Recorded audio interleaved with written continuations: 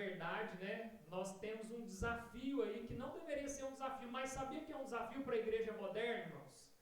Hoje nós temos 3 jogos acontecendo ao mesmo tempo, né? Pelo que eu fiquei sabendo. Eu não sou muito ligado, também que não é o Botafogo, né, Renan? Senão você também não estava aqui, né, seu mala?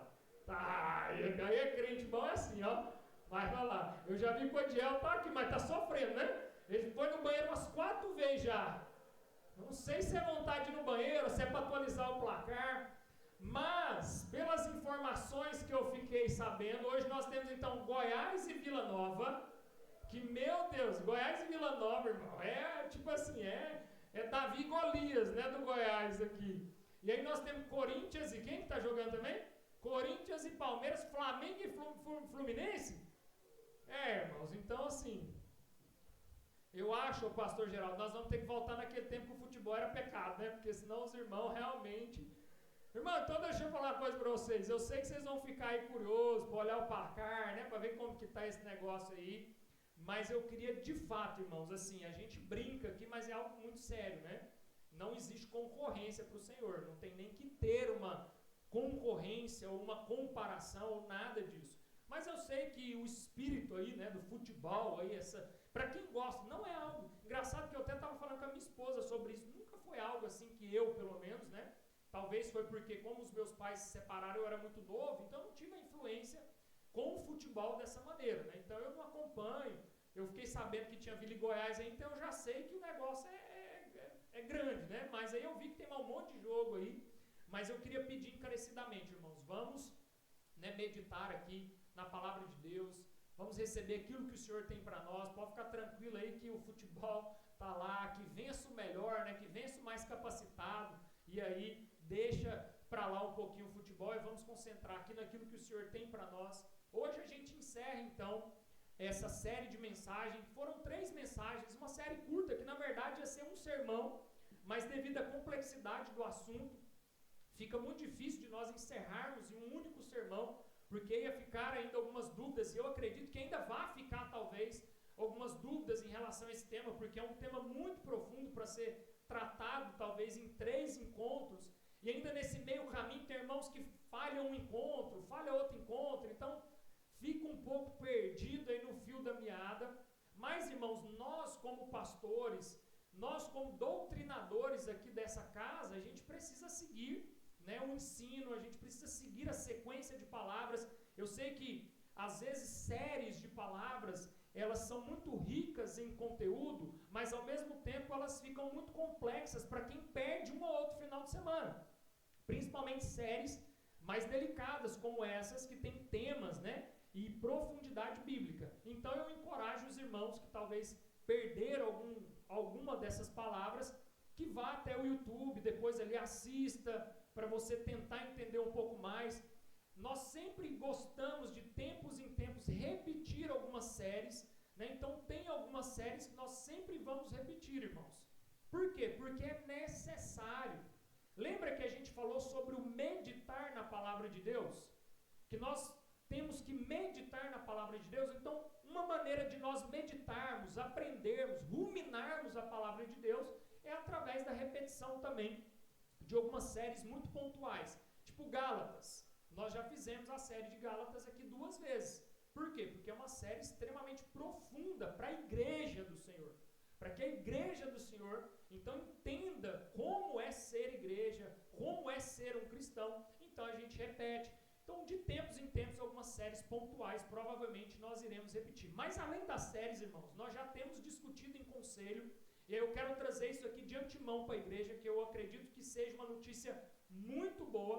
Então, em conselho, nós estamos já discutindo a formatação de algumas escolas, né? Então, nós vamos ter algumas escolas. Maturidade cristã. Estou falando nomes aqui aleatórios, tá? Não quer dizer que vão ser esses nomes.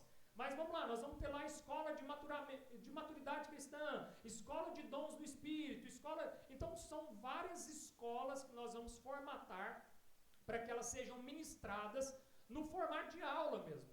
Para que os irmãos venham, levante a mão, pergunte, fale assim, eu tenho uma dúvida nesse ponto aí, porque muitas vezes eu sei que no culto aqui de domingo, tem irmão que fica morrendo de vontade de falar assim, será que eu não posso fazer uma pergunta no meio da palavra, não? Então, irmãos, obviamente que não é o local para isso, né? Por isso que a gente depois no Fluir nos Lares, a gente tenta trabalhar o tema, pós-culto, se a gente quiser conversar, tomar café, sentar numa mesa, porque aqui a gente não tem esse ambiente para isso, para ficar levantando a mão, tirando dúvidas, mas as escolas elas vão ser nesse formato. Então a gente vai montar a escola, vai ter lá a escola do crescimento lá espiritual, os primeiros passos na fé cristã, e aí você matriculou nessa escola, você vai vir, vai fazer ali a aula, 4 horas de aula, e ali você vai poder perguntar, tirar dúvida com quem está ali instruindo, e vai ser muito mais rico para você aprender em detalhes e tirar algumas dúvidas. Amém? Glória a Deus por isso. Então vamos lá, irmãos. Hoje, então, a gente, se o Senhor permitir, né, encerra essa série de palavras, a vontade de Deus, que foi baseada, né, no livro ali, Tomando Decisões, segundo a vontade de Deus, do Heber Campos Jr., que é um livro que há muito tempo eu venho recomendando ele para a igreja, pela profundidade que o autor traz nesse assunto. Uma das coisas que o autor é bem criterioso no livro é que ele tenta expressar o mínimo possível, irmãos, de opinião. Assim, provavelmente no livro você não vai encontrar a opinião dele em momento algum. Ele sempre vai sendo fiel às escrituras, sempre trazendo os textos de referência, trazendo ali uma anamnese, uma explicação, uma exegese do texto, mas sem colocar de fato ali o ponto de vista dele para que ele seja fiel a esse assunto. Mas vamos ler o texto base então, lá em Efésios capítulo 5, versículo 15. Quem encontrar, pode abrir a sua Bíblia aí e já se coloque de pé para que a gente possa ler. Efésios 15, a partir do 17, Efésios capítulo 5, a partir do verso 15. Olha, eu vou ler na minha versão hoje da Bíblia. Talvez é uma versão diferente das que eu li nos outros finais de semana. Então é até bom para a gente ter uma outra versão. Diz assim, Efésios capítulo 5, versículo 15. Portanto, vede prudentemente como andais, não como necios, e sim como sábios, remindo o tempo, porque os dias são maus. Por essa razão, não vos torneis insensatos, mas procurai compreender qual é a vontade do Senhor. Então vamos orar mais uma vez. Pai, nós te damos graças, Senhor, te louvamos por essa porção da palavra, por esse tema pelo qual nós temos trabalhado nos últimos 3 finais de semana. Sabemos que algo muito rico o Senhor tem para nos ensinar. Então que o Senhor nos dê revelação, sabedoria, para que a gente possa aprender ainda mais sobre esse tema e que o Senhor possa ministrar nos nossos corações, abrir o nosso entendimento, em nome de Jesus. Amém. Glória a Deus. Flávio e Arielle não está aí não, né?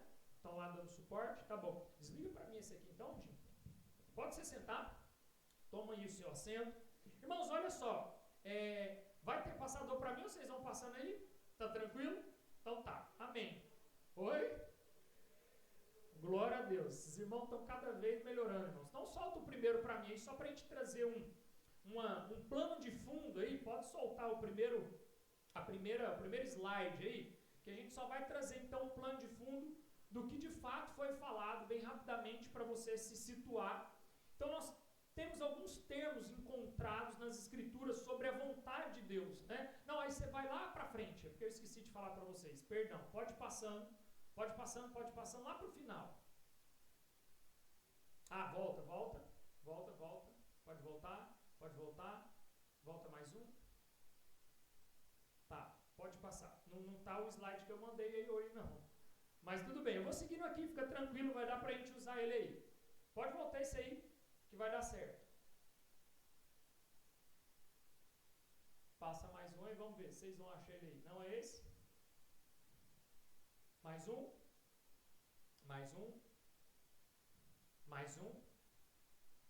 Tudo bem, deixa desse aí para frente, é porque eu mandei um slide com algumas atualizações. Mas amém, eu só quero trazer aqui um refresh na mente de vocês aí, que nós falamos sobre 2 vontades que é encontrada então, em termos bíblicos aqui, que é a vontade preceptiva e a vontade decretiva. Isso é importante, irmãos, que fique fixado na nossa mente. Por que eu estou sempre refrisando sobre isso? Para que a gente entenda que nas escrituras nós vamos ter então a vontade normativa do Senhor. Qual é a vontade normativa? São as normas, os preceitos, são as ordenanças e as promessas do Senhor. Então isso está explicitamente claramente nas Escrituras. Isso está claro nas Escrituras. Se você for ler as Escrituras, você vai encontrar todas as ordenanças do Senhor para nós. Todas as promessas que o Senhor fez para nós, elas estão nas Escrituras. Já a vontade decretiva, que são os decretos do Senhor, aqueles que foram estabelecidos desde antes da fundação do mundo, são os decretos pelos quais o Senhor já decretou para realizar a sua história aqui na terra. Esses nem todos estão revelados para nós. Amém? E nós já aprendemos também que não cabe a nós querermos saber. Amém, curiosos? Porque muitas vezes, na curiosidade, a gente quer saber o dia de amanhã, mas nem sempre o Senhor tem esse desejo e nem obrigação de revelar isso para ninguém. E nós não devemos recorrer nem a meios pagãos, porque tem gente que não quer recorrer a meios pagãos, né? Porque o crente não pode ir lá na cartomante, o crente não pode ir lá no signo, no horóscopo. Mas, muitas vezes, ele não perde a oportunidade de bater lá na porta do profeta, né? Então, nós também não temos esse direito de querer saber do amanhã, buscando recursos também, que são recursos cristãos. O Senhor pode sim usar o profeta para revelar, mas não quer dizer que a gente tem que ficar indo lá todo dia atrás dele, né? Porque tem irmão que não vai lá na bola de cristal, mas quer ir no profeta todo dia. Toda hora ele quer saber. Então, nós também não temos esse direito de ir atrás desses meios cristãos para poder ter uma revelação da vontade do Senhor ou do nosso amanhã. E aí também a gente viu uma frase de Augusto Nicodemos, né, na semana passada, que ele diz assim: Jesus morreu para tirar o seu pecado e não a sua inteligência. Amém, irmãos? Jesus morreu para tirar o nosso pecado e não a nossa inteligência. Então nós devemos usar a inteligência pela qual nós temos para que nós possamos então tomar decisões mediante as Escrituras. Então nós vamos agora caminhar para o final dessa palavra, nós vamos entender um pouco mais, porque eu sei que fica um pouco amplo esse tema, no sentido, tá pastor, mas eu vou tomar uma decisão se eu vou comprar uma casa ou não, mediante a palavra de Deus. Eu vou tomar uma decisão se eu troco ou não de emprego, mediante a palavra de Deus. Eu sei que são talvez respostas que a Bíblia não vai trazer claramente, falando assim, compra, troca de emprego. Mas, irmãos, o que nós queremos explanar nesse tema é que quanto mais próximo eu ando do Senhor, que quanto mais próximo eu caminho das Escrituras, mais fácil fica de tomar esse tipo de decisão também. Mais simples fica de tomar esse tipo de decisão. Porque a própria Escritura vai me orientar em algumas coisas. Eu vou dar um exemplo. Às vezes você vai comprar uma casa e você não tem condição financeira para comprar uma casa. Aí você compra a casa financiada e no meio do caminho você tem que desfazer o negócio porque você não deu conta de pagar. Aí você fala assim, nossa, mas eu estava com tanta paz no coração na hora de comprar essa casa. Aí eu até brinquei com os irmãos, né? Toda vez que eu passo na concessionária da Porsche, me dá uma paz no coração, irmãos. Eu sinto uma paz no coração na hora que eu vejo o ronco daquele motor. Mas não quer dizer que essa paz no coração eu posso ir lá e comprar. Entende, irmãos? Então a própria palavra vai dizer assim, qual é aquele que vai construir uma torre, que não senta antes e faz conta?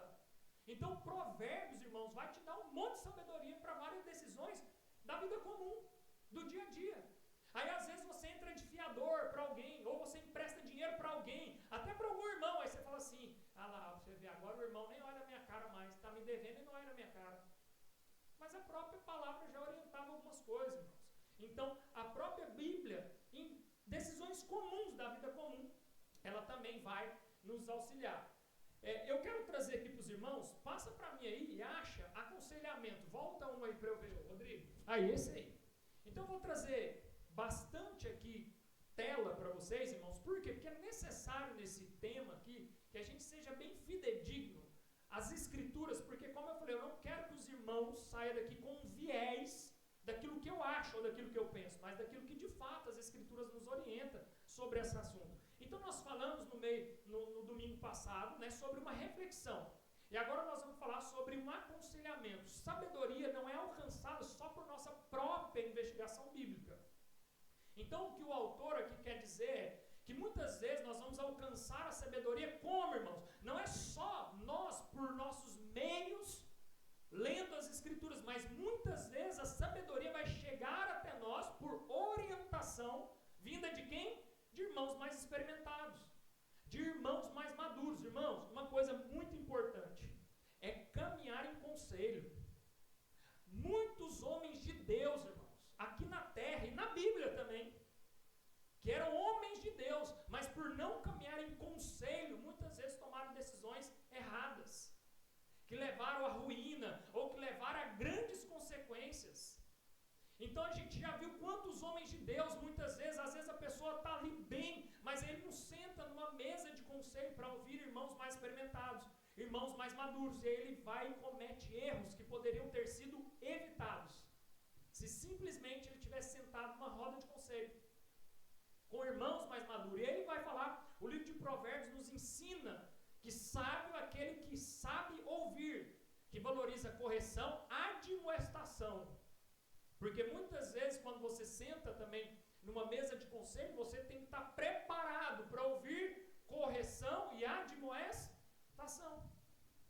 Nem sempre quando você vai sentar numa mesa de conselho, você senta numa mesa de conselho para receber confirmação, validação, afirmação, é isso aí, muito bem, parabéns. Não.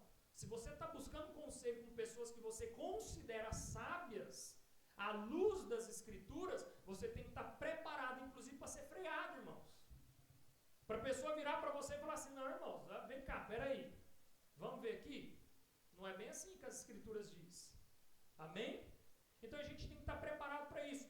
E ele continua falando, o sábio não só conhece as Escrituras e a boa teologia, mas ele também está aberto a conselhos. Deuteronômio 32, 28 vai falar sobre isso. E o imaturo é o que dispensa conselhos numa hora de decisões importantes. E aí o Provérbios 11, 14, o que o Provérbios 11, 14 vai dizer? Não havendo sábios conselhos, o povo cai, mas na multidão de conselhos há o quê? Sabedoria, ou segurança em algumas versões. Algumas versões vai falar, na multidão de conselheiros há sabedoria. Em algumas versões vai falar que há segurança.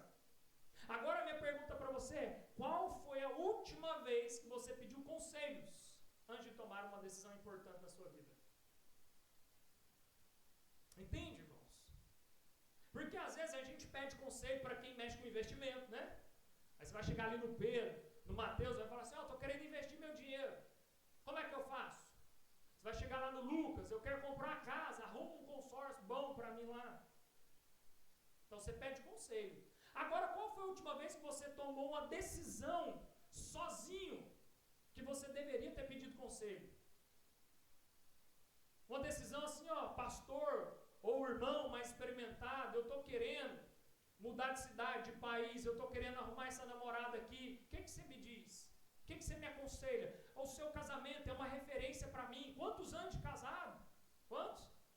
30 anos de casado. Qual foi a última vez que você sentou com irmãos experimentados? Como ele falou, qual que é o segredo? Porque parece que eu tenho 1 ano e já estou querendo matar o meu cônjuge. Entende, irmãos? Então buscar conselhos não é só conselhos profissionais, mas são conselhos de vida, conselhos espirituais, conselhos de irmãos maduros nas Escrituras. Porque as Escrituras vai falar o segredo para um casamento ser de longo prazo, ou para uma vida toda, né? As Escrituras vai falar o papel da mulher e o papel do homem. Porque a maioria dos casamentos que não dão certo hoje, sabe por que não dá certo? Porque o homem não está cumprindo o seu papel e a mulher não está cumprindo o papel dela. Ou os papéis estão invertidos. Então as Escrituras já vai falar sobre isso, irmãos. Mas muitas vezes a gente precisa sentar com alguém para que esse alguém fale de uma forma mais clara, para que fique mais simples de entender, porque parece que você lê as Escrituras e fala assim, parece que eu não estou entendendo nada disso. É igual Gálatas, né? Quando a gente expõe aqui o livro de Gálatas, parece que a cada exposição, parece que eu falo assim, cara, nós já lemos Gálatas quantas vezes, mas toda vez parece que eu aprendo um pouco mais.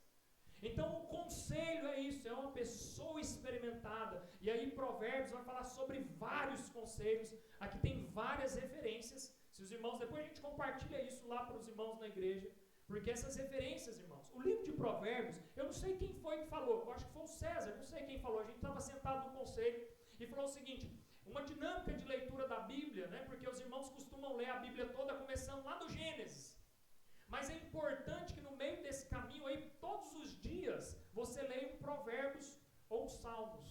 Você vai intercalando, junto com a leitura completa da Bíblia. Por quê? Provérbios e Salmos, irmãos, vão trazer vai trazer muito ensino e muita esperança, muita fé para você. Então é importante que mesmo que você esteja lendo a Bíblia toda, e aí às vezes você está lá naquele início ali, que está um pouco cansativo, genealogia, nome do povo, você não dá nem conta de falar aqueles nomes lá. Tem uns nomes lá que é difícil pronunciar, né, irmãos? Aí é bom que você coloque no meio dessa leitura também Provérbios, Salmos, todos os dias, para que você adquira sabedoria, para que você adquira fé e esperança através dos Salmos. Então, irmãos, nós precisamos nos agarrar nesses conselhos bíblicos. E aí ele continua dizendo, conselhos também podem demonstrar a tolice das nossas opções. É engraçado, né, irmãos, porque tem aquele ditado que fala assim, ó, quem vê de fora vê melhor. Não é porque quem vê de fora vê melhor, é porque às vezes você está tão preso na sua decisão, você está tão cego naquilo que você decidiu, que quem está de fora não é nem quem vê melhor, é porque quem está de fora só está vendo a coisa que você está fazendo errada. E por isso que muitas vezes você dá murro em ponta de faca, porque a pessoa está do lado de fora só te falando assim, cara, é tolice isso que você está fazendo, mas você está tão preso naquela decisão que você não percebe. Então, ter pessoas maduras que vão te aconselhar é muito importante, irmãos. E aí ele vai falar, Provérbios 13, 20, o que ele vai dizer no Provérbios 13, 20? Quem anda com o sábio será sábio, mas quem é companheiro dos insensatos se tornará mau. Então nós precisamos buscar sabedoria, irmãos, mas em pessoas sábias, maduras, experimentadas e principalmente experimentadas naquela área específica pela qual você precisa de conselhos. Se é casamento, busca conselho com pessoas que você enxerga o casamento e fala assim, eu admiro o casamento dessa pessoa. Se é conselho sobre decisões profissionais, olha para pessoas que você viu e fala assim, eu vejo essa pessoa aqui, é um profissional bem sucedido, mas só não um profissional bem sucedido, ele além de ser bem sucedido, ele ainda representa Jesus naquilo que ele faz. Ele apresenta Cristo em tudo que ele faz. Então você vai vendo essas pessoas e tem essas pessoas como bons conselheiros. Toda pessoa bem-sucedida, ela tem um bom conselheiro. Sabia disso, irmãos? Ainda que ele não seja um cristão, mas ele tem um bom conselheiro para aconselhá-lo em todas as suas decisões. E aí, seguindo aqui, passa o próximo para nós. Aí ele vai trazer um próximo tema aí, que é a suspeita do nosso coração. E por isso que a gente precisa tomar bastante cuidado, irmãos, com as decisões e principalmente com a paz de coração. Obviamente, irmãos, que é uma das maneiras também que muitas vezes a gente toma decisões na nossa vida, né? Sentir paz no coração. Mas essa paz no coração, muitas vezes, irmãos, nós precisamos suspeitar dela. Por quê? Porque até o mais crente de todos, irmãos, possui emoções baseadas em quê? Egoísmo, escapismo e autoengrandecimento. É como eu falei, irmãos, é difícil para quem gosta, né, obviamente, de carro, você sentir o ronco do motor num carro esportivo, uma moto, né, igual a gente estava falando de moto. Nossa, dá uma paz no coração, né, irmãos, para ter um negócio desse. É difícil você entrar dentro de um condomínio fechado e ver aquela coisa linda ali e já imaginar as crianças correndo no condomínio fechado e falar assim, nossa, eu senti uma paz de morar nesse lugar. Esse lugar parece ser tão tranquilo. Aí, irmãos, olha o quanto isso é importante, porque vai trazer paz, né? Você vai ver aquele lugar bonito, maravilhoso. Aí eu estou no grupo do condomínio onde nós vamos nos mudar agora. Sabe o que aconteceu no final de semana passado? E eu vou relatar isso aqui para os irmãos para vocês verem o quanto é só a paz no coração que não pode determinar muitas coisas na nossa vida. Obviamente que o que aconteceu na semana retrasada não vai determinar a minha mudança para lá ou não. Mas para vocês verem que não é porque a paz está no coração que o lugar está em paz. Um grupo de adolescentes dentro da piscina se masturbando na frente das crianças. Dentro do condomínio fechado. Mas é uma paz aquele lugar, né? Parece até que Jesus está morando ali também. Entende, irmãos? Então nós precisamos entendermos que nem sempre só paz no coração quer dizer que são as melhores decisões. Amém? Nós precisamos entender, irmãos, que as Escrituras que vão nos resguardar, ela que vai nos mostrar muita coisa pela qual nós não estamos vendo, é conselhos de pessoas. São pessoas maduras junto com a gente, porque até o mais crente de todos, ele tem esse fundinho egoísta, escapista, autoengrandecedor. E aí, Provérbios 3:7 vai dizer: não sejais sábios aos teus próprios olhos. 1 Coríntios 12 vai dizer: cuide, aquele que está em pé, cuide para que não caia. Então nós precisamos, irmãos, sempre estar atento. E hoje nós encontramos vários livros, irmãos, que falam sobre a idolatria do coração. Existe um livro, eu não sei, não vou me recordar o nome dele agora, Ídolos do Coração, é uma coisa assim. Mas é um livro maravilhoso que vai falar sobre isso. Os ídolos que nós geramos no coração. E nem sempre, irmãos, a idolatria pela qual nós vemos como um grande problema, não é só aquela idolatria do Velho Testamento, lá que os irmãos tinham lá em Israel, mas não só a idolatria que os católicos romanos têm, mas a idolatria que nós mesmos criamos. De coisas boas, mas que se tornam más, porque a gente idolatra elas. Coisas que aparentemente seriam boas para nós, mas porque nós idolatramos de tal maneira, ou porque o medo de perder essa coisa é tão grande que isso se torna um ídolo para nós. E olha só então o que esse autor, James Patch, vai dizer em relação a isso, irmãos. Olha o que ele vai falar: o caminho da sabedoria é um estilo de vida de arrependimento, de servir a deuses funcionais. Os deuses funcionais desse século, quais são eles? Segurança, proteção, controle da situação, prazeres, poder, tranquilidade, evitar dor e aprovação.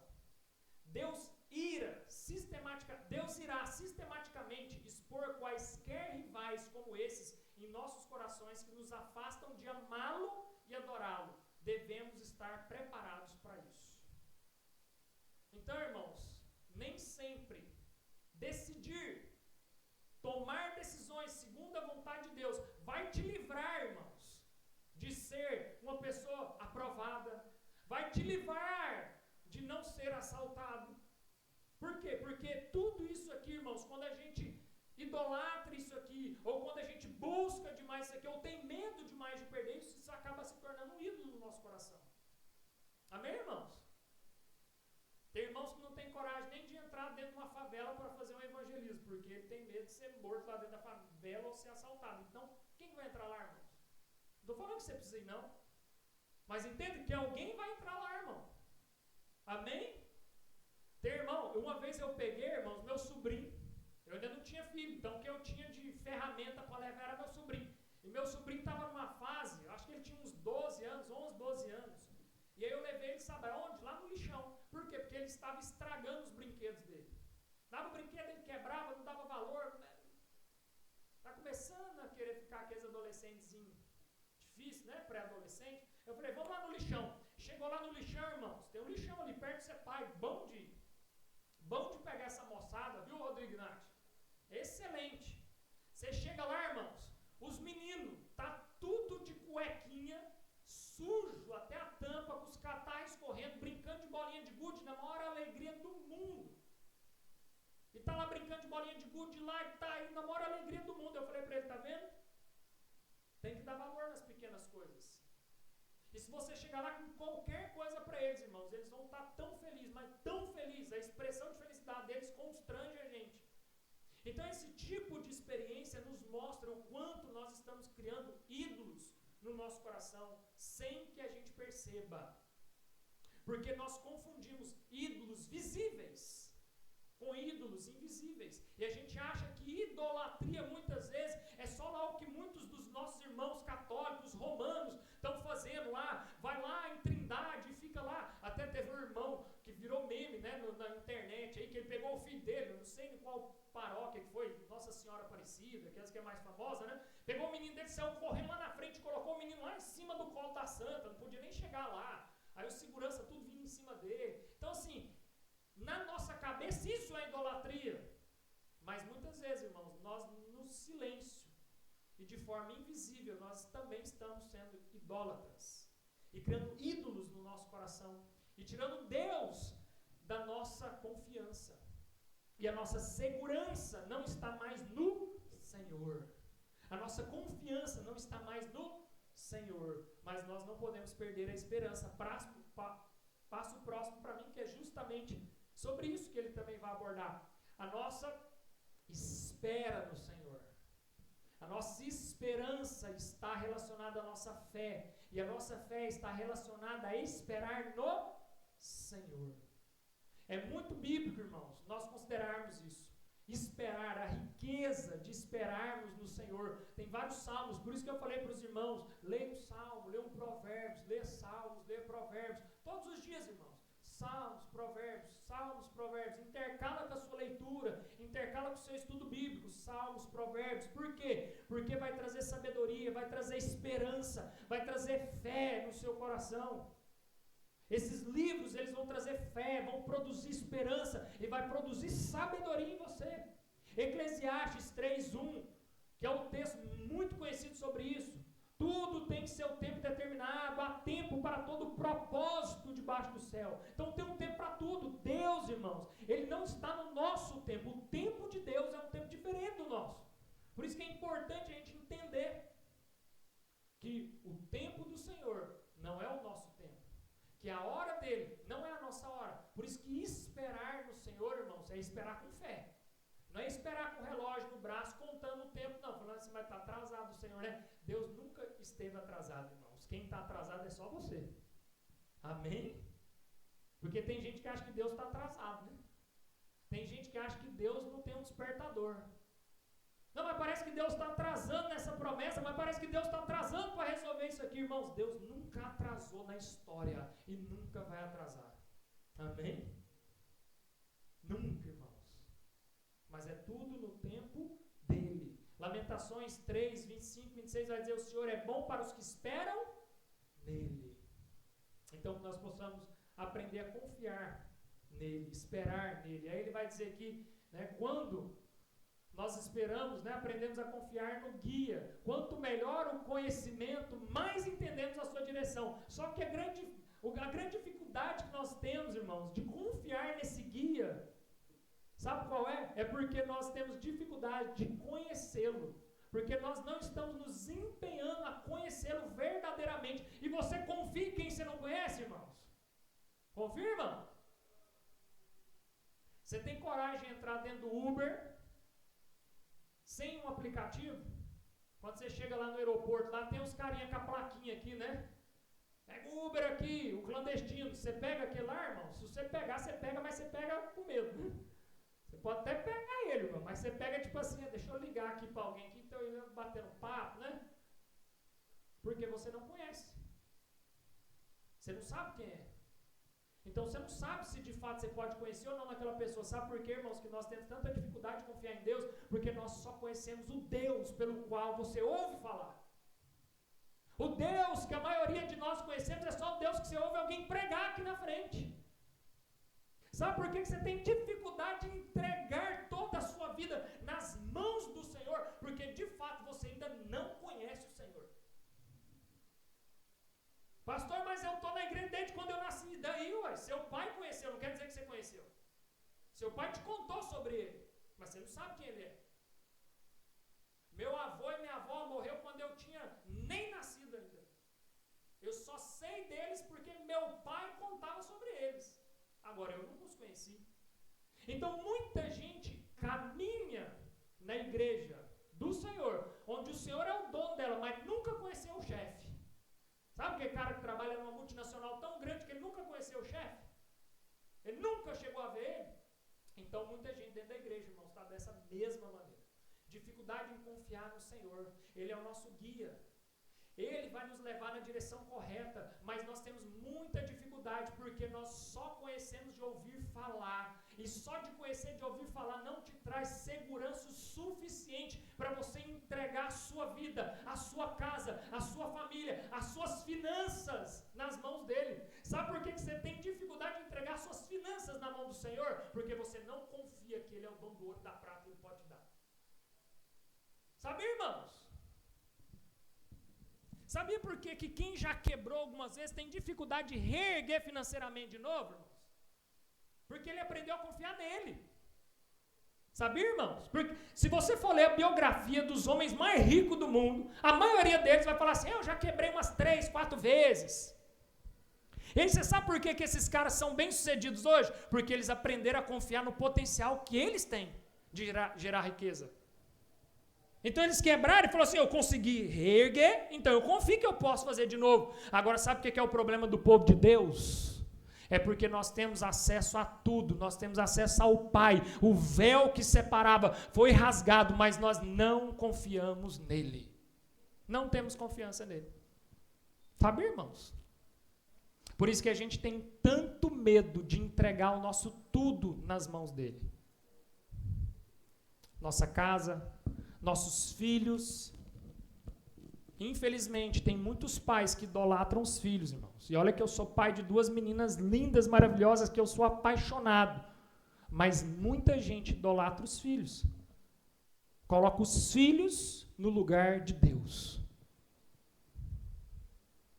Então nós precisamos vigiar o nosso coração. Por isso nós precisamos, irmãos, desse conselho. Espera no Senhor, confia no Senhor. Ele está muito mais interessado nas nossas vidas que nós podemos imaginar.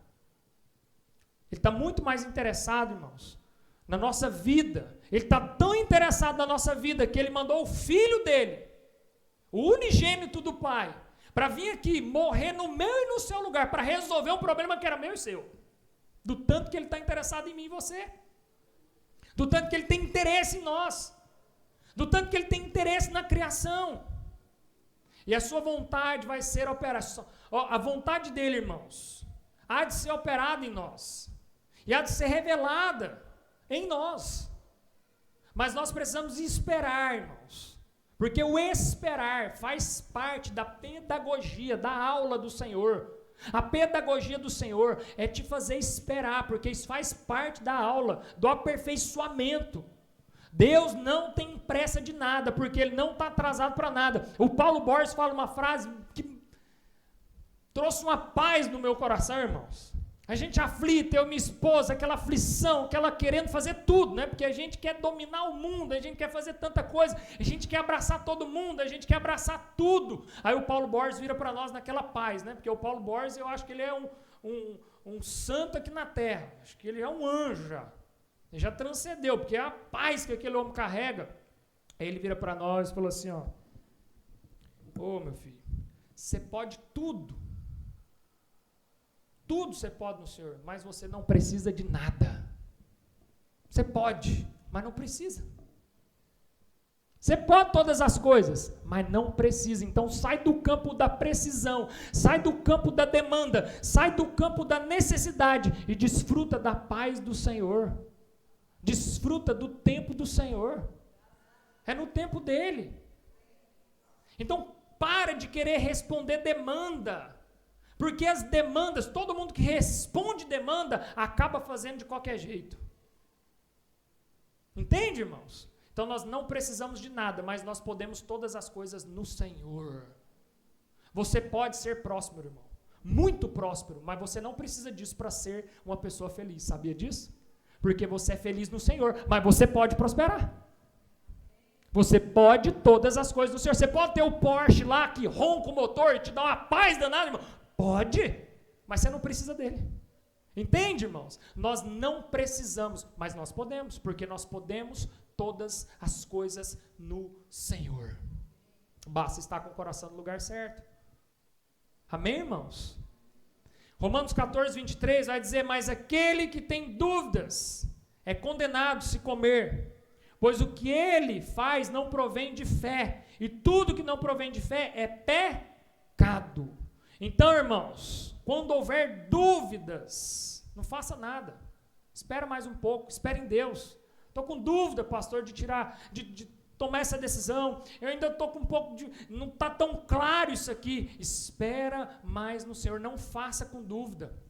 Sabe por quê, irmãos? Quando houver a necessidade, de fato, de uma ação naquele momento específico, o Senhor enviará uma luz de alguma maneira. É impressionante, irmãos. Quando algo precisa ser feito, Deus se responsabiliza de enviar uma luz de alguma forma. Ou é algum irmão, ou é alguma coisa que acontece, ou alguma coisa que fica muito claro na sua mente. Você fala assim, agora eu estou convicto disso que eu estou fazendo. Estou com muita clareza. Não só paz no coração, mas eu estou com muita clareza do que eu estou fazendo. Então nós precisamos entender, irmãos, que a vontade do Senhor, ela está muito mais relacionada a decisões racionais do que decisões emocionais. Porque todas as vezes que a gente toma decisões na emoção, na grande maioria das vezes, lá na frente a gente vê que a gente tomou uma decisão precipitada. A gente poderia ter esperado um pouco mais. Mas eu sei que vocês devem estar aflitos aí no coração, né? Se perguntando assim, mas tá bom, pastor, já tem 3 semanas que nós estamos ouvindo você falar desse tema, e qual é a vontade de Deus para a minha vida? Traduz isso aí para mim. Tem como ficar mais claro qual é a vontade de Deus para a minha vida? Tem como desenhar isso aí para mim? Porque está um pouco difícil de eu entender. E eu sei, irmãos, que muitas vezes a gente fica nessa expectativa, né? De saber como eu posso saber a vontade de Deus para a minha vida, como que eu posso saber, né? Deus viu o futuro, como é que é isso aí? Como é que eu posso saber, eu ter acesso a isso aí? Deixa eu te falar uma coisa, irmãos, um anjo não vai descer e vai contar isso para você. Não precisa nem gerar essa expectativa. E não precisa nem gerar a expectativa de que Deus vai enviar meios também para revelar isso para você, porque se Ele tivesse interesse de revelar para nós o nosso futuro de maneira tão clara assim, isso estaria sendo revelado de alguma forma. Mas Ele não intentou revelar. Por isso que Ele vai dizer assim, ó, basta a cada dia o seu próprio mal. Um dia de cada vez, irmãos. Viva um dia de cada vez, basta cada dia. Não andeis ansiosos pelo dia de amanhã. Não tenha essa ansiedade. Deus, Ele não vai enviar um anjo ou que seja um profeta toda hora na sua vida para falar assim, ó, é isso, é aquilo outro que você tem. Não, irmãos. Não é assim que Ele trabalha conosco na nova aliança. Amém? Nós precisamos ter essa paz no coração para isso. E deixar a nossa confiança nas mãos dele. Porque existe um texto, irmãos, em Romanos 12, 1 ao 2, que é um texto muito conhecido pelos irmãos, a gente lê bastante esse texto, que vai dizer o quê? Portanto, irmãos, rogo-vos pela misericórdia de Deus, que se ofereça em sacrifício vivo, santo e agradável a Deus. Esse é o seu culto racional. Então, quando nós oferecemos o nosso corpo como sacrifício vivo, santo e agradável a Deus, esse está sendo o nosso culto racional. E aí ele continua: não se amoldeie ao padrão desse mundo, mas transformai-o pela renovação de quê? Da sua mente. Transformem-se pela renovação da sua mente, para que podeis experimentar qual seja a boa, perfeita e agradável vontade de Deus. Então agora, irmãos, eu vou trazer um pouco mais de clareza para os irmãos. Nós fizemos todo esse plano de fundo. 3 semanas falando sobre esse tema, entendendo teologicamente, doutrinariamente, sistematicamente, biblicamente esse tema, mas agora eu vou tentar trazer de uma maneira mais prática, para que os irmãos tenham um pouco mais de praticidade sobre o que é a vontade de Deus. Porque eu sei, irmãos, que todos nós queremos desfrutar da vontade de Deus, mas nós temos muita dificuldade.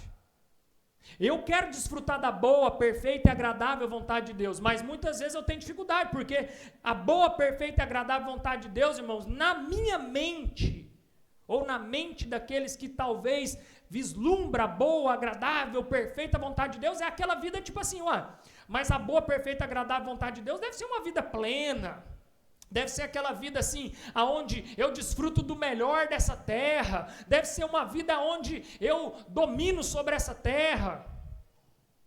E aí esse tipo de mensagem, irmãos, ela é muito perigosa para o nosso coração, porque a boa, perfeita e agradável vontade de Deus não vai livrar você do sofrimento.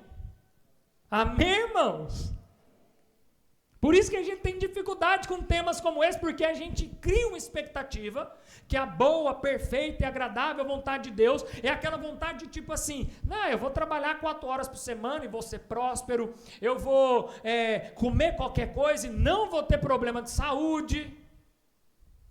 Não, irmãos. ainda que você esteja desfrutando da boa, da perfeita e da agradável vontade de Deus, você vai passar por aflições.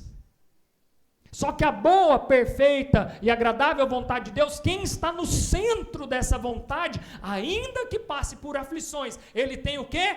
Bom ânimo, porque ele aprendeu que o choro pode durar uma noite, mas a alegria vem pela manhã. Pastor Murilo expôs uma pregação inteira aqui, irmãos, sobre a diferença entre alegria e felicidade. Felicidade é condicionante. Se você perde um ente querido, você vai ficar triste, irmãos, nós sabemos disso. Mas isso não pode roubar a alegria do seu coração, porque a alegria do seu coração não está na condicionante, a alegria do seu coração está no Senhor. É o Senhor que vai produzir a alegria do seu coração, ainda que a circunstância seja de tristeza, seja de dor. Então, desfrutar da boa, perfeita e agradável vontade de Deus também não vai te livrar de ter dores, dias difíceis, tristeza. Então, por isso, irmãos, que nós temos que ter muita cautela com uma mensagem aonde apresenta-se a boa, perfeita e agradável vontade de Deus como aquilo que só nos faz bem. Aquilo que é muito bom para mim, mas nem sempre, irmãos. Todas as coisas cooperam para o bem daqueles que amam a Deus, amém? Só que a gente para o texto aí, né? Você já viu que tem gente que é tipo assim, ó. Ah, bateu o carro. Não, irmãos, todas as coisas cooperam para o bem daqueles que amam a Deus. Fica tranquilo, Deus vai te dar um novo. Irmãos, deixa eu te falar uma coisa, o texto não para aí. O texto diz assim, todas as coisas cooperam para o bem daqueles que amam a Deus e andam segundo os seus preceitos, segundo o seu propósito. Então, se você bateu o carro, que seja para pregar o evangelho para o irmão que você bateu o carro. Porque senão não é o propósito. Entende, irmãos?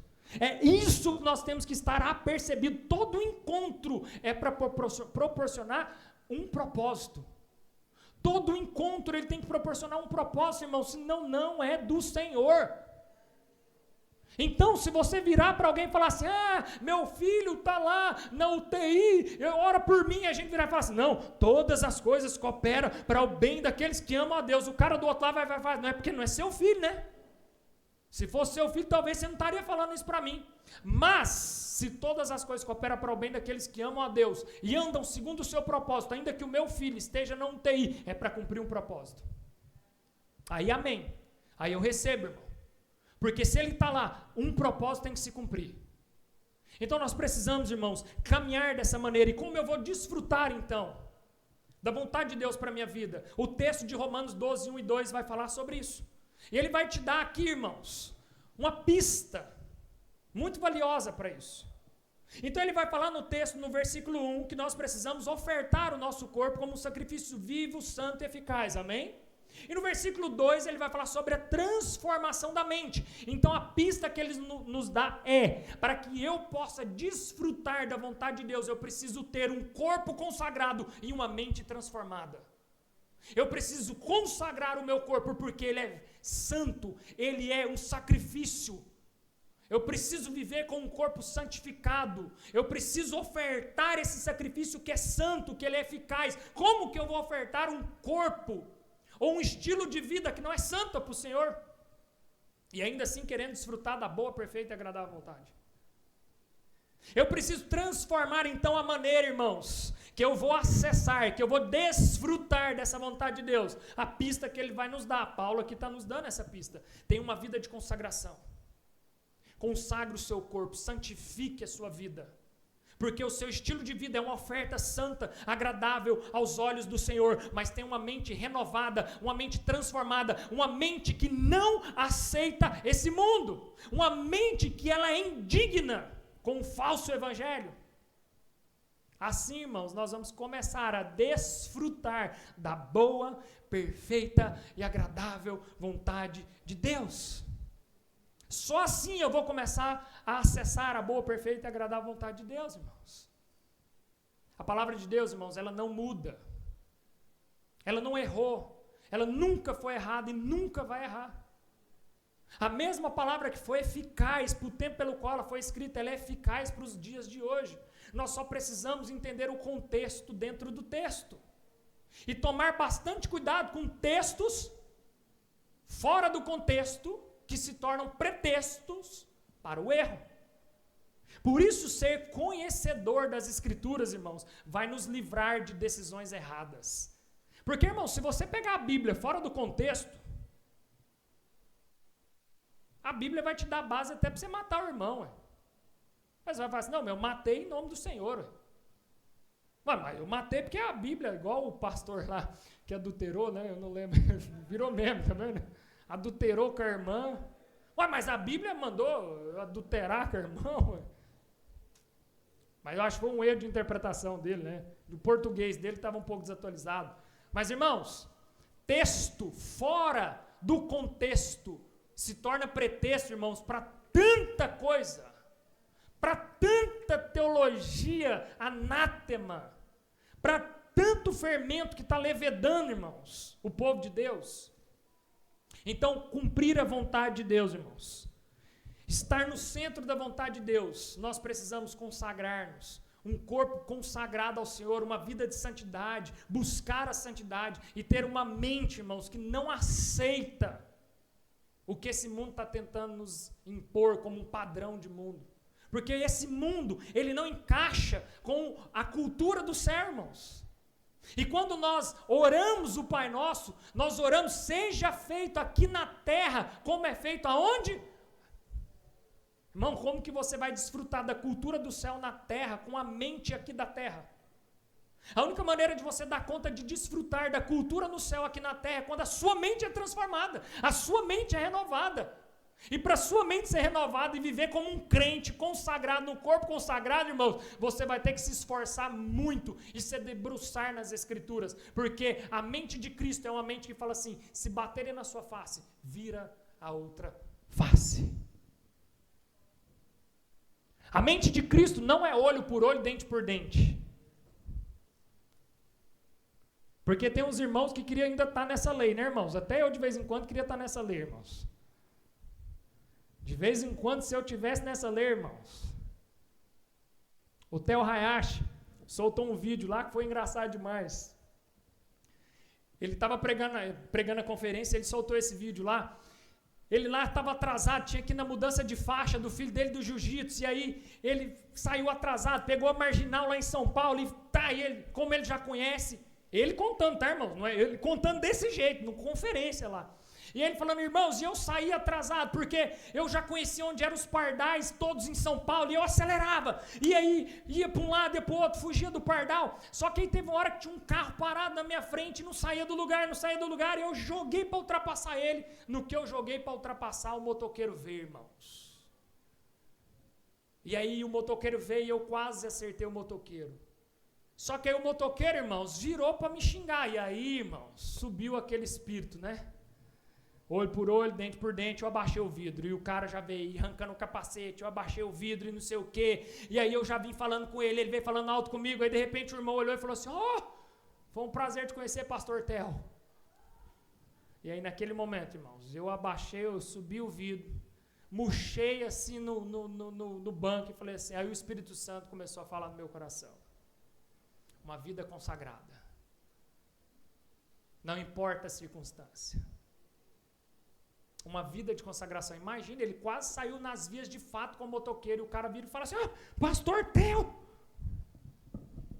Então, irmãos, muitas vezes você não vai ter a visibilidade que o Theo Hayashi tem, mas o Senhor está te vendo a todo momento nas suas atitudes, a todo momento Ele está te vendo nos seus atos, e às vezes você está deixando então essa cultura desse mundo entrar na sua vida, mas nós precisamos transformar a nossa mente, irmãos. Por isso que muitas vezes é tão difícil desfrutarmos dessa vontade do Senhor, porque é uma mudança de mente, é uma vida de consagração. E para a gente encerrar, põe para mim o último aí, e a gente já vai caminhando para o fim.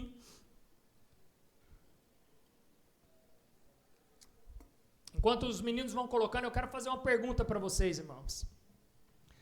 As suas decisões estão muito mais parecidas, quando você vai tomar uma decisão, elas estão muito mais parecidas com a vontade de Deus?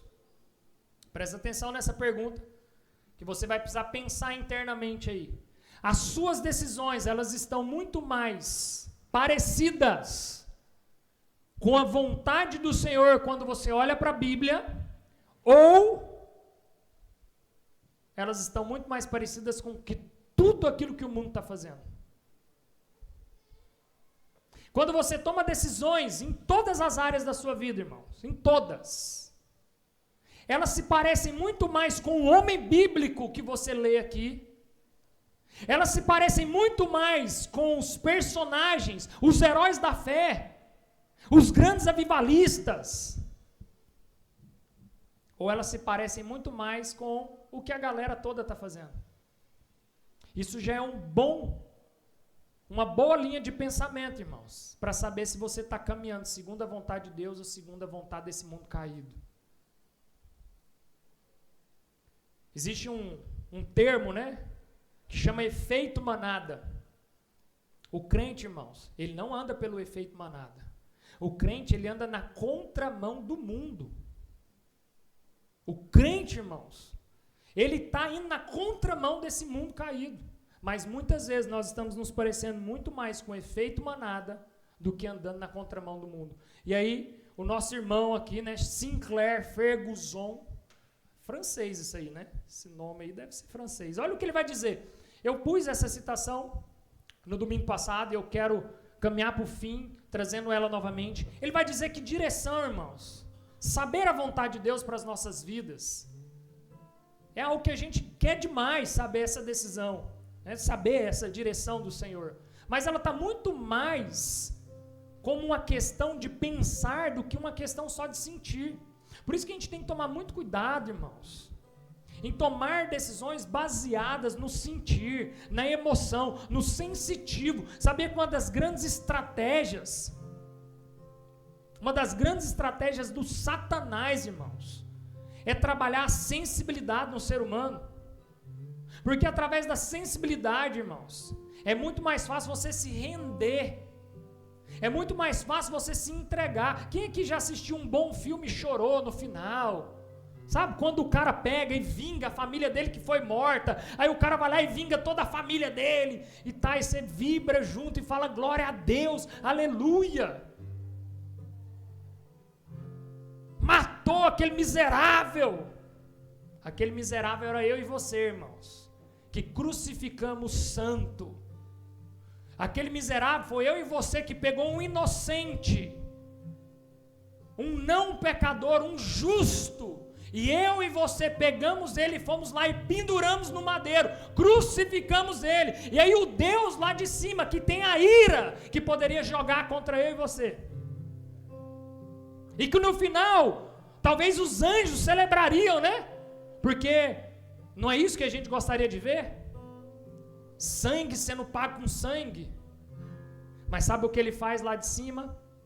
Ele olha a gente sacrificando e matando o filho dele inocente, e ele olha lá de cima e fala assim: eu não os condenarei,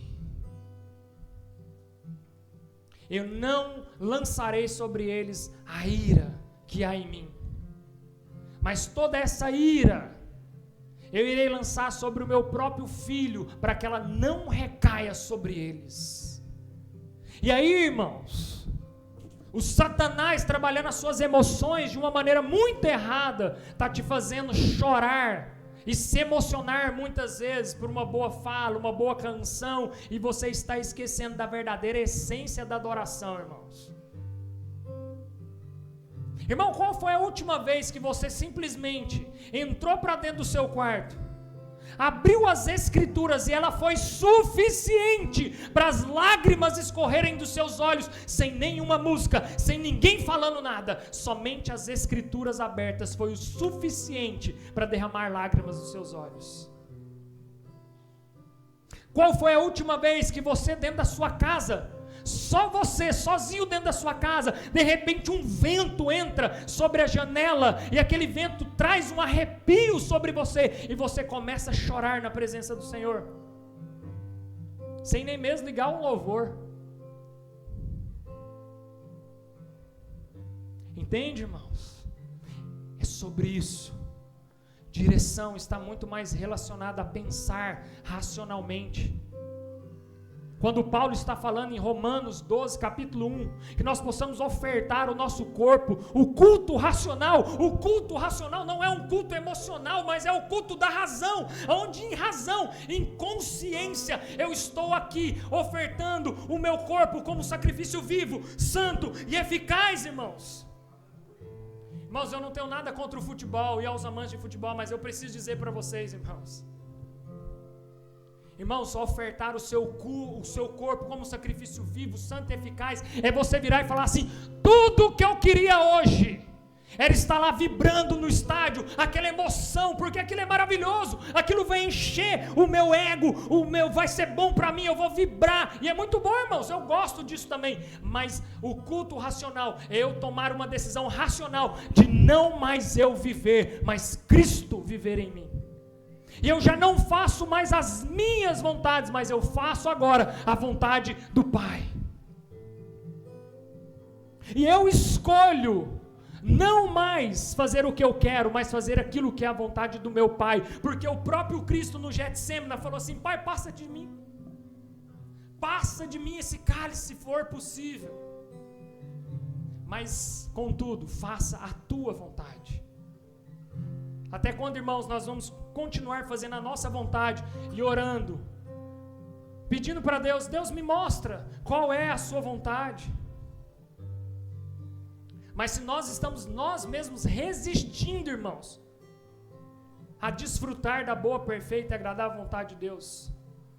Eu quero, antes de nós encerrarmos, solta para mim um vídeo. Tem um vídeo que, acho que foi até o Renan que me mandou esse vídeo.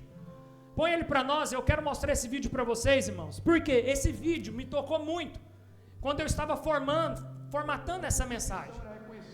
É esse mesmo. Presta bastante atenção no que esse pastor vai falar. Como que um cristão era reconhecido antigamente? Duas cadeiras.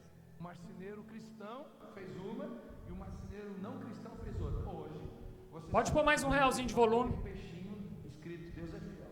Mas como que era reconhecido uma cadeira de um cristão e de um não cristão na época? Vira o fundo. Se o mesmo material que tiver na vista está no fundo, foi um cristão que fez. O cristão fazia algo que mesmo que os homens não vissem, Deus via, para a glória de Deus. Pergunta: as nossas cadeiras têm um adesivinho ou tem qualidade? Porque adesivinho não glorifica a Deus. Os maiores relógios do mundo são os relógios suíços. Sabe quem são os criadores dos relógios suíços? Cristãos. E sabe qual era o lema deles? Vamos fazer um relógio para Deus usar. Imagina a gente amanhã indo para o trabalho: eu vou fazer para Deus, eu vou fazer a barba para Deus, eu vou cuidar dos meus filhos para Deus, eu vou cuidar da minha esposa para Deus, eu vou fazer da minha esposa a mulher mais linda do mundo para Deus, vou entregar ela melhor do que eu peguei, eu vou orar para Deus, eu vou cantar para Deus, eu vou evangelizar para Deus, eu vou lavar o meu carro para Deus. Tudo que eu fizer para Deus. Você não tem vida secular, você é integral. Tudo que a gente faz é para a glória de Deus. Aleluias, glória a Deus. Se coloque de pé, irmãos. Eu quero orar com vocês, baseado no que nós estudamos durante todos esses dias, essas 3 semanas, irmãos. Que nós possamos agora, ao concluir com essa mensagem que esse irmão aí ministrou, irmãos, muito antes de você querer desfrutar da boa, perfeita e agradável vontade de Deus, você tem feito o seu melhor para Deus? É muito cômodo, né, irmãos, nós estarmos aqui num domingo à noite para um desencargo de consciência. Não, eu vou lá na igreja, porque se eu não for lá na igreja, eu estou em dívida com Deus. Não, eu vou lá no culto, né, porque o pastor Diego fica mandando mensagem para mim todo domingo, eu tenho que ir lá, porque já está ficando chato. Não, irmãos, faça o seu melhor para o Senhor. Faça o seu melhor para Deus. É ofertar o seu corpo como sacrifício vivo, santo e eficaz ao Senhor.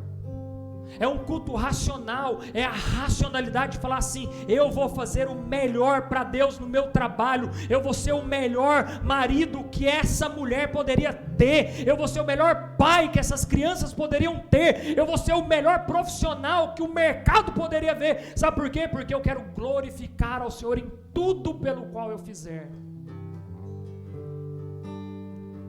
Entende, irmãos?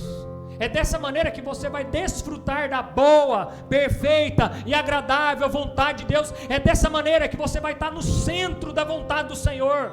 É fazendo tudo com excelência, fazendo tudo do melhor para o Senhor.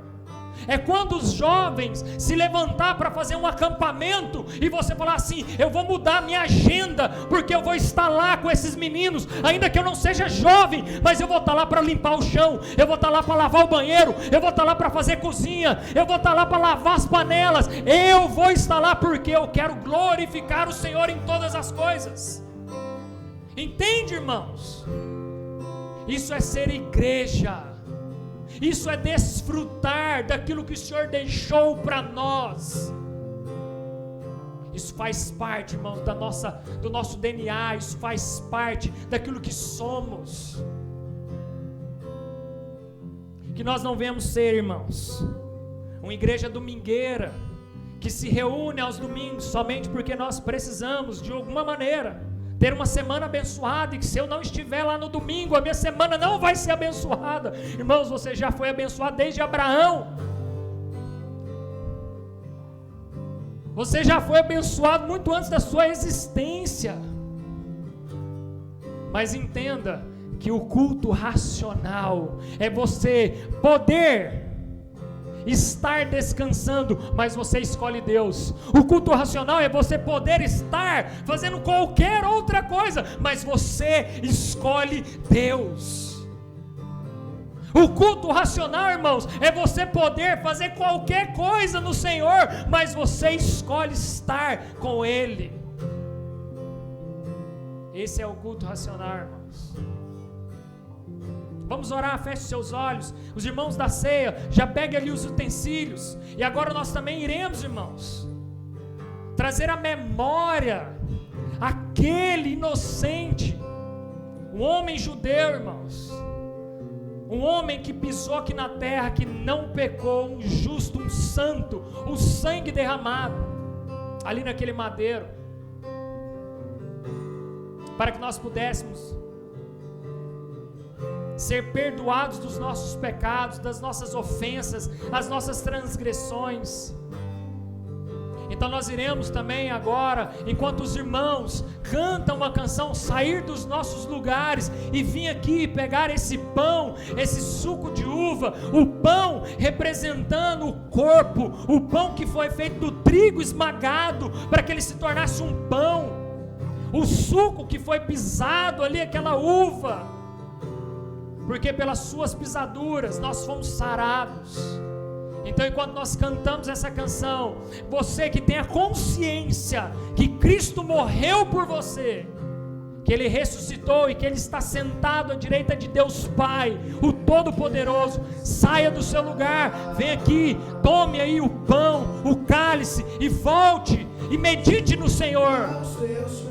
Tire um tempo de meditação no Senhor. Pois prazer maior não há que me render e te adorar. Tudo que há em mim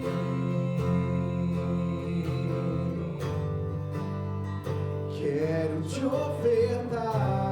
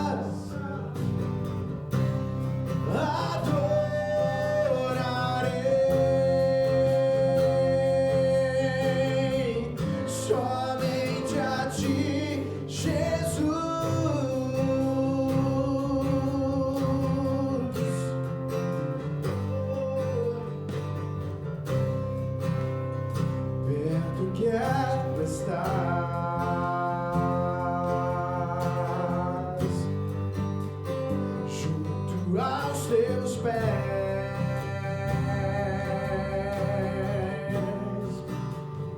mas ainda é pouco.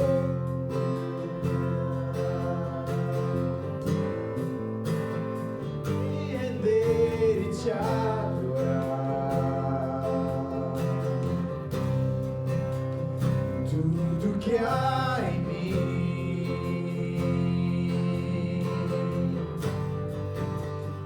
quero te ofertar,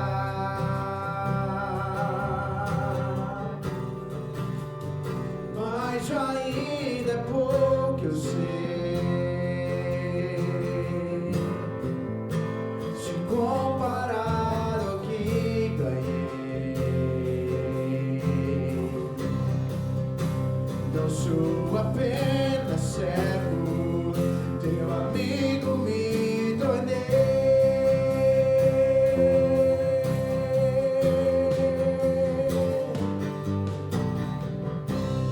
Te louvarei,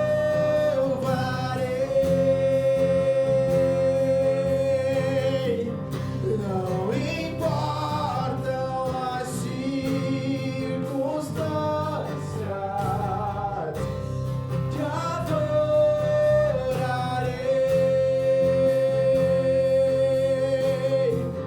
somente a ti, Jesus.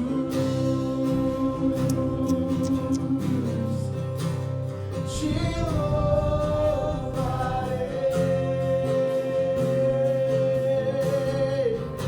não importam as Aleluia, Jesus. circunstâncias. Adoraremos a Ti, Senhor.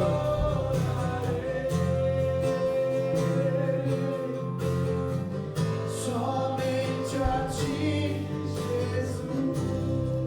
Pegue o pão aí que você recebeu, o pão representando o corpo de Cristo. O texto vai dizer: pois recebi do Senhor o que também entreguei a vocês.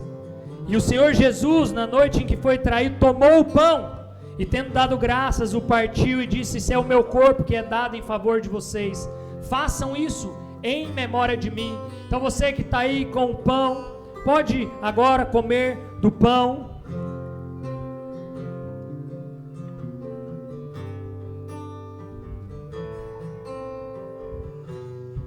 E logo em seguida, da mesma forma, depois da ceia, ele tomou o cálice e disse: este cálice é a nova aliança no meu sangue. Façam isso sempre que beberem em memória de mim. Tome então do cálice, representando aí o sangue de Cristo que foi derramado ali naquele madeiro. Como eu sei, toda a terra cantemos. Obrigado, Jesus. Obrigado, Jesus. Te rendemos graças, Jesus.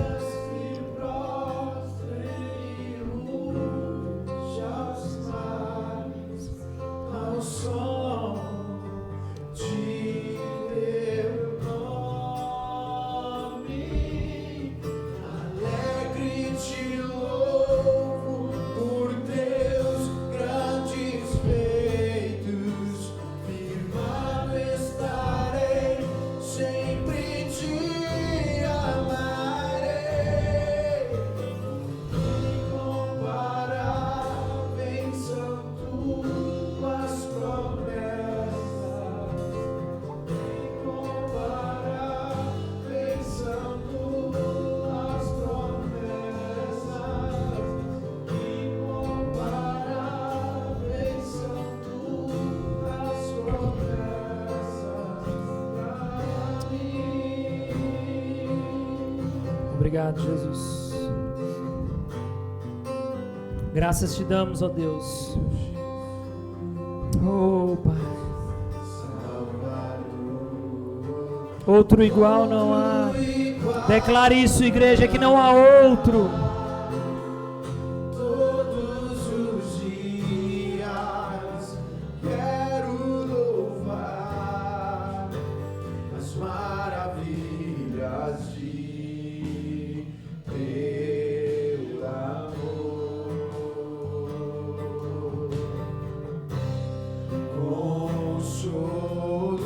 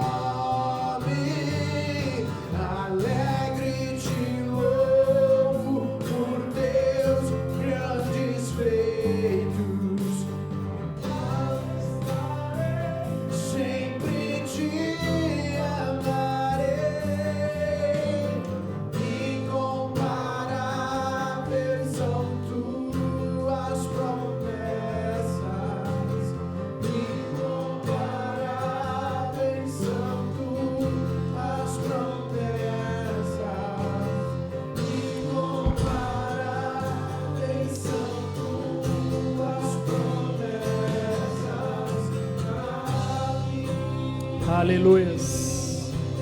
Obrigado, Jesus, porque as tuas promessas são incomparáveis.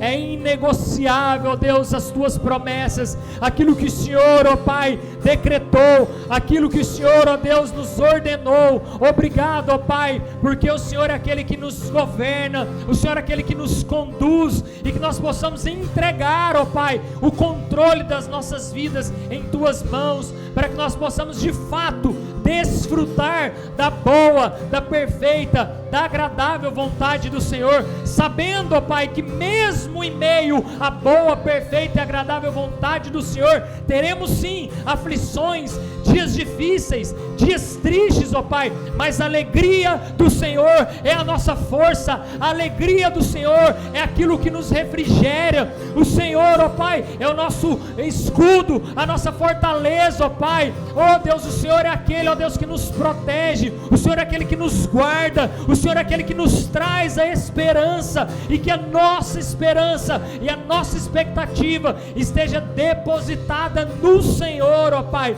Não nos deixe olhar para trás, não nos deixe, ó Pai, desistir, não nos deixe, ó Pai, enfraquecer, mas nós possamos seguir firmes rumo ao alvo, ó Pai, que é Cristo Jesus. Em nome de Jesus, aplauda a Cristo, aquele que venceu a morte, aquele que vive, aquele que está sentado à direita do Deus Pai, o Todo-Poderoso, aquele que irá voltar, que irá buscar a tua igreja, a noiva santa, sem mancha, sem mácula, sem nada de sujeira, sem impureza, mas aquela que se guarda, ó Pai. Nós cremos e faremos assim até que o Senhor volte, em nome de Jesus.